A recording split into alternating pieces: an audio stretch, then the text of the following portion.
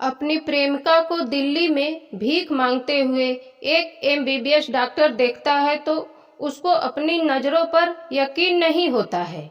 वह सोचता है इतने सालों से गायब प्रेमिका मिली तो इस दशा में। डॉक्टर अपनी प्रेमिका की सच्चाई जानने के लिए उसका पीछा करता है। लड़की कुछ दूर जाने के बाद एक सकरी गली में घुस जाती है। डॉक्टर गली में देखता है तो लड़की गायब हो चुकी थी। आखिर कौन थी वह लड़की? क्या डॉक्टर और वह लड़की कभी प्यार करते थे? आखिर क्या हुआ था इन दोनों के साथ? आखिर लड़की की इस हालत का जिम्मेदार कौन है? जानते हैं इस स्टोरी में जाने से पहले मैं आपको प्रणाम करती हूँ और निवेदन करती हूँ चैनल को सब्सक्राइब करके स्टोरी को लाइक कर लीजिए और स्टोरी प्रेमियों के पास ज़्यादा से ज़्यादा शेयर करके मेरे आत्मविश्वास को मजबूत बनाइए ताकि इस तरह की सच्ची और अच्छी स्टोरी आप लोगों के बीच लाती रहूं। बिहार के वैशाली जिला के एक कॉलेज में एक लड़का और एक लड़की एक ही क्लास में पढ़ते थे। लड़का का नाम होता है मनोज और लड़की का नाम संजना रहता है। मनोज एक मीडियम परिवार से था और संजना अच्छे परिवार, पैसे वाले परिवार से थी। दोनों एक ही क्लास में पढ़ने की वजह से दोनों में नॉर्मल दोस्ती थी। कोई काम रहता तो दोनों बातचीत कर लिया करते थे। एक दिन क्लास में सबको होमवर्क मिलता है। मनोज तो अपना होमवर्क पूरा कर लेता है, लेकिन संजना नहीं कर पाई थी, इसलिए वह कॉलेज थोड़ा पहले आती है और मनोज से कॉपी मांगकर अपना होमवर्क पूरा करती है। उसके बाद कॉपी के पन्ने पलटने लगती है तो कॉपी के आखिरी पन्नों पर उसे शायरी लिखी नजर आती है। संजना सभी शायरी को भी लिख लेती है और मनोज को कॉपी वापस कर देती है। अब जब भी संजना मनोज के आसपास से गुजरती वही शायरी बोलती हुई जाती। मनोज अपनी लिखी शायरी सुनता तो संजना की तरफ देखने लगता। धीरे धीरे दोनों में ज़्यादातर बातें होने लगती है और दोनों एक दूसरे के करीब आने लगते हैं। दोनों में नज़दीकियाँ इतनी बढ़ जाती है, दोनों बाहर होटलों में, रेस्टोरेंट में मिलने लगे। थोड़ा समय बीतता है, इन दोनों की बोर्ड की परीक्षा होती है। इसी बीच संजना के पिता को इनके प्रेम प्रसंग का पता चल जाता है। संजना के पिता कुछ बोलते नहीं हैं, बल्कि वह एक स्कीम बनाते हैं और संजना को आगे की पढ़ाई के लिए अपनी बड़ी बेटी के ससुराल भेज देते हैं। संजना पहले जाने से इनकार करती है, फिर बाद में मान जाती है। संजना बड़ी बहन के ससुराल पढ़ाई के लिए जाती है। वहाँ पर उसकी बड़ी बहन, उसके जीजा, सास, ससुर और देवर अभय रहते हैं। वहाँ जाने के बाद संजना फोन पर मनोज से बात करती रहती है और जब भी दोनों का मिलने का मन होता निर्धारित स्थान पर दोनों मिल लिया करते थे। इधर अभय की भाभी की छोटी बहन थी संजना। इससे संजना और अभय में हंसी मजाक होता रहता है। इस तरह कुछ समय बीतता है। इनका हंसी मजाक प्यार में बदल जाता है। संजना धीरे धीरे मनोज को भूल जाती है और कई महीना बीत जाता है। मनोज से बात नहीं करती है। मनोज की संजना से बात ना हो पाने से काफ़ी परेशान होता है और वह सोचता है कि संजना से चलकर मिलना चाहिए। एक दिन मनोज संजना के पास पहुंच जाता है और रास्ते में खड़ा रहता है। जब संजना कॉलेज से आती है तो वह संजना से बात करने का प्रयास करता है, पर संजना उस पर ध्यान ही नहीं देती है, जैसे कि वह मनोज को जानती ही नहीं है। मनोज को काफ़ी दुख होता है। वह वापस आ जाता है। कुछ महीने बीतने के बाद संजना की एक सहेली से मनोज को पता चला कि संजना की शादी अभय से हो गई है।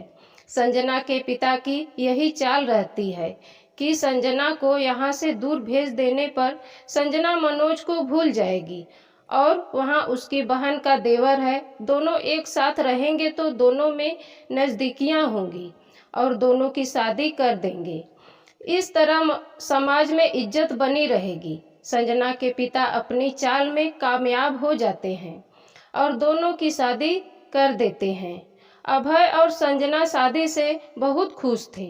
उधर मनोज काफ़ी दुखी परेशान होता है। मनोज किसी तरह अपने आप को संभालता है और एमबीबीएस की पढ़ाई के लिए दिल्ली चला जाता है।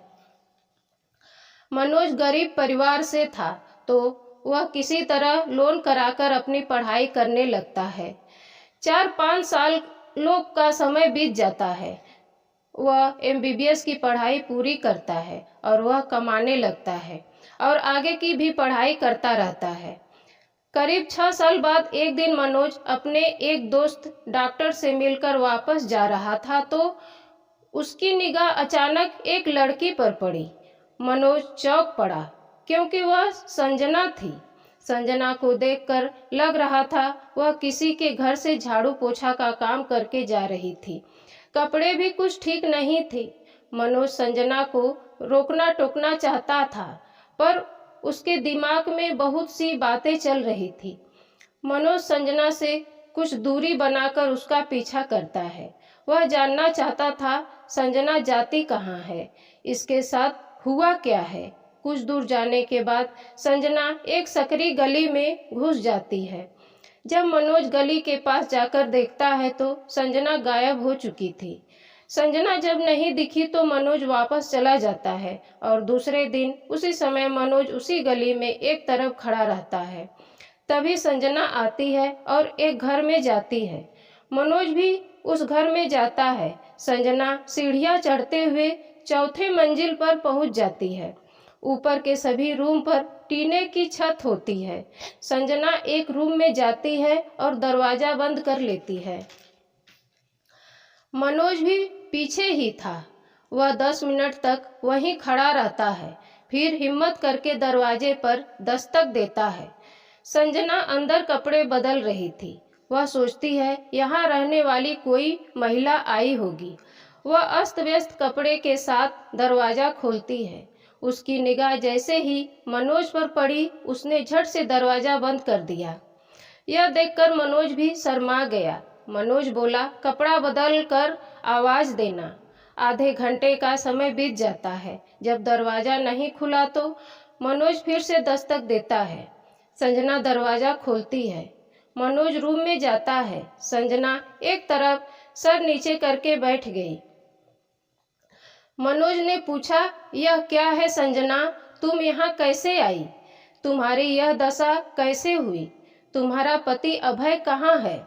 संजना की आंखों में आंसुओं की धार चलने लगती है। संजना सिसकते हुए बताती है, जब हमारी शादी हुई हम बहुत खुश थे। कई महीने बीत जाने के बाद मैं और अभय मम्मी पापा के पास आए मिलने तो पापा ने हम दोनों को कुछ दिन के लिए रोक लिए। उसी बीच अभय को किसी से मेरे और तुम्हारे संबंध के विषय में पता लग गया। जब मैं ससुराल गई तो उनका व्यवहार बदल गया था। अभय बात बात में मुझसे झगड़ा लड़ाई करने लगा, काफ़ी मारने पीटने भी लगा था। वह मेरे साथ रहने को तैयार नहीं था। मैं अपने मम्मी पापा के पास चली गई। 2-3 साल बीत गया पर अभय नहीं आया। तब पापा कुछ रिश्तेदारों के साथ अभय के घर गए। लोगों ने काफ़ी समझाया। घर वालों के दबाव में आकर अभय मान गया। मैं ससुराल पहुंच गई, लेकिन अभय का व्यवहार बहुत ठीक नहीं था। कुछ महीने बाद एक दिन घर के सभी लोग मार्केट गए थे। घर पर मैं और मेरे जेठ का लड़का था। पानी चालू करने के लिए जेठ का लड़का जैसे ही स्विच ऑन करने लगा तभी उसको बिजली का करंट लग गया। कुछ देर वह वहीं छटपटाता रहा। मैं शोर मचा के लोगों को बुलाई। लोग उसे डॉक्टर के पास ले जाने लगे, लेकिन वह मर चुका था। घर के सभी लोग आए और थोड़ी देर बाद अभय अपने साथ पुलिस लेकर आया और बोला इसी ने करंट लगाकर इसे जान से मार डाला। पुलिस मुझे थाने ले गई। पूछताछ करने के बाद उन लोगों ने मुझे छोड़ दिया और बोले तुम्हारे नाम से मुकदमा हुआ है, जांच होगी, अगर तुम दोषी मिलोगी तो सजा होगी। मैं सोचने लगी कहाँ जाऊं, मायके या ससुराल, मेरे कुछ समझ में नहीं आ रहा था। तब मैंने अपनी सहेली को फ़ोन लगाई तो उसने कहा, तुम्हारा पति तुम्हारे साथ नहीं रहना चाहता, तुम्हें जेल करवा देगा, तुम दिल्ली आ जाओ। और मैं यहाँ आ गई। संजना के आंसू रुकने का नाम ही नहीं ले रहे थे। मनोज बोला, तुम रो मत, सब ठीक हो जाएगा। अगर तुम चाहो तो मेरे साथ चलकर एक दोस्त की तरह रह सकती हो, तुमको कुछ करने की जरूरत नहीं है। मैं वकील से बात करूंगा, सब ठीक हो जाएगा। संजना मनोज के साथ उसके रूम पर जाती है। दोनों एक दोस्त की तरह रहते हैं। एक दिन शाम को मनोज रूम पर आया तो संजना बिस्तर पर लेटी थी और कराह रही थी। पता चला उसे बुखार है और उसका सर दर्द से फटा जा रहा है। मनोज संजना को दवा देता है और बाम लेकर उसके माथे पर लगाने लगता है। अब दोनों को पुरानी यादें याद आने लगती हैं और फिर से दोनों एक दूसरे के हो जाते हैं। मनोज कई बार संजना से पूछ चुका था कि वह अपने पति के पास जाना चाहती है। संजना ने साफ मना कर दिया था। मनोज फिर से संजना को अपना लेता है। दोस्तों, इस स्टोरी को सुनाने का मेरा एक ही उद्देश्य है, सभी के बीच जागरूकता फैलाना, सभी को सचेत करना। किसी का दिल दुखाना या किसी को तकलीफ देना इस चैनल का बिल्कुल उद्देश्य नहीं है। इस स्टोरी में सभी पात्रों के नाम काल्पनिक हैं। अगर किसी से समानता पाई जाती है तो मात्र एक संयोग होगा।